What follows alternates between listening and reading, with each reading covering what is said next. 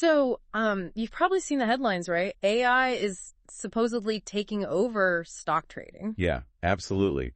And these large language models, GPT, Gemini, Claude, all this, they're front and center in that conversation. They really are. But, while they're amazing with words, trading, well, that's a different beast, isn't it? It's about heavy-duty number crunching, adapting constantly. Exactly. And that's where LLMs, well, in their current form anyway, seem to hit a wall. Right.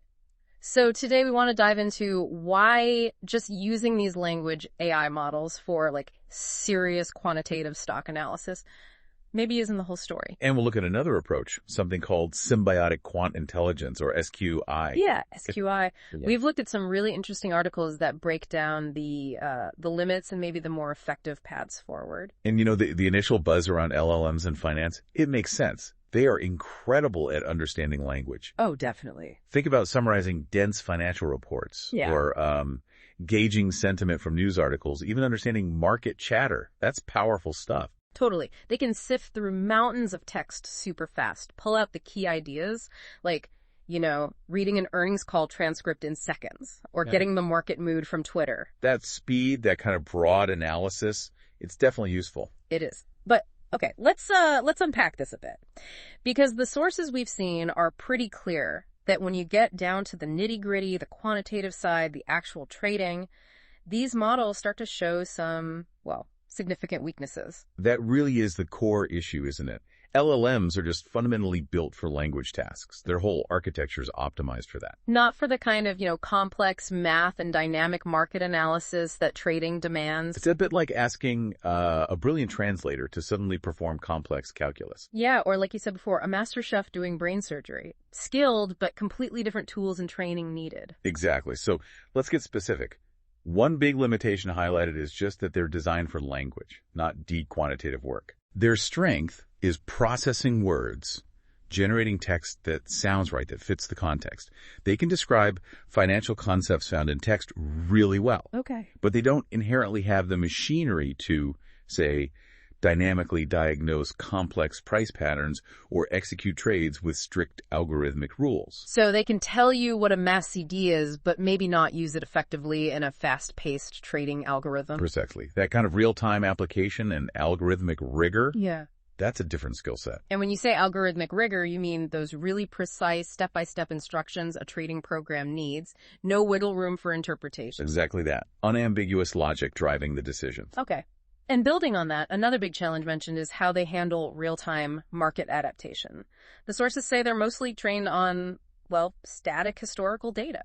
And that's a major hurdle. Markets don't stand still, do they? They're constantly shifting, reacting to news, changing dynamics. LLMs, because they rely on that past data, they kind of struggle to continuously absorb and process the flood of real-time information needed to adjust strategies on the fly. So they can't really keep up in the way a dedicated quant model built for that purpose can. Not in the same way, no. Yeah. Specialized trading algorithms are designed specifically for that continuous data ingestion and adaptation. And it's not just the speed or volume of data, it's the complexity too, right? Like dealing with conflicting signals from different indicators. Oh, absolutely. An LLM can explain what Bollinger Bands are, or RSI. But real trading often involves getting mixed signals. Maybe one says buy, another says hold or even sell. An effective system needs to weigh these, prioritize them, make a nuanced call based on complex, sometimes contradictory inputs. Yeah. That level of algorithmic sophistication, it's generally beyond what a standalone LLM offers. It's like they know the individual instruments, but can't quite conduct the whole orchestra in real time. That's a good way to put it. And it extends to the heavy math needed for prediction, too. Right. Things like time series forecasting, predicting future prices based on past patterns. Exactly. Or risk-adjusted optimization, other really computationally heavy stuff. LLMs can do basic math, sure, but they aren't optimized for these advanced machine learning techniques that drive predictive trading. Their core strength is language. Which leads to, I think, a really critical point from the articles, the potential for just getting things wrong, misinterpretation. Yes.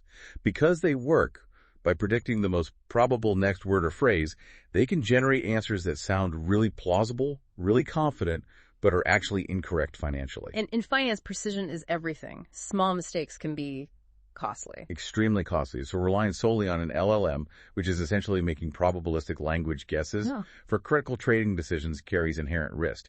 It's not necessarily finding the most accurate financial outcome based on the numbers. Okay, so it's clear LLMs have some real hurdles for deep quantitative trading. That brings us to this idea of Symbiotic Quant Intelligence, SQI. What exactly is that? How does it try to fix these issues? Well, think of SQI as aiming for balance. It's about intelligently merging those traditional algorithmic models, the ones good at math and real-time data, with the insights and understanding that humans bring, human domain expertise. So not replacing humans, but working with them. Precisely. It's about creating a partnership. Yeah. You use the machine's strengths, speed, data processing, lack of emotion to complement the human strengths, intuition, understanding context, adapting to truly novel situations. It strengthens both. Okay, that makes sense. So combining the best of both. The sources we read pointed out some key benefits. One was augmenting expertise. Yeah, XQI uses that quantitative power, the algorithms and machine learning, to sharpen decision-making. Mm-hmm.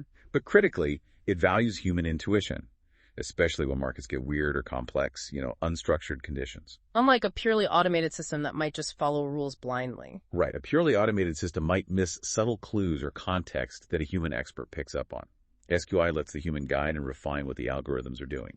Interesting. Another benefit mentioned was transparency, which is huge, right? People get nervous about black box AI. Transparency is absolutely crucial for trust, especially with investments.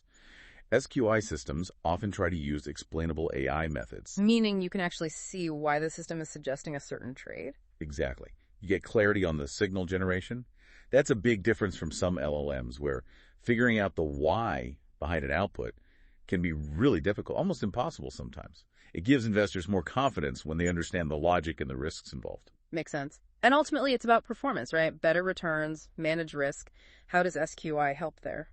Well, the goal of SQI is often to find what they call uncorrelated alpha, basically. Ways to make money that aren't just tied to the overall market going up or down. Unique opportunities. Unique drivers of return, yeah. And it uses machine learning to constantly adapt and refine its strategies as the market shifts, aiming to maximize those returns while keeping risk in check. And importantly, it does this without the emotional baggage humans have. Ah, yes, the emotional biases, fear, greed, all that stuff that trips up human traders. Definitely. SQI helps cut through that. It reduces things like, freezing up and not making a decision, or panic selling, or getting overly excited during a rally. So it enforces discipline through data-driven algorithmic trades. Allowing investors to kind of stick to the plan and avoid those gut reactions that often hurt performance. Okay, so SQI sounds like a much more tailored and robust approach for the actual trading part. But the sources were also clear. LLMs aren't useless in finance now. It's not like it's SQI or LLMs. No, not at all. LLMs are still incredibly valuable tools, just maybe in a different role. More supplementary. Like for what, specifically? They're knack for understanding news, pulling out key stories, monitoring sentiment shifts. That's still really powerful. They can give you that broad context, the narrative around the market. So fantastic for research, for keeping tabs on the overall story, the mood. Exactly. They help investors stay informed, understand what people are thinking and saying.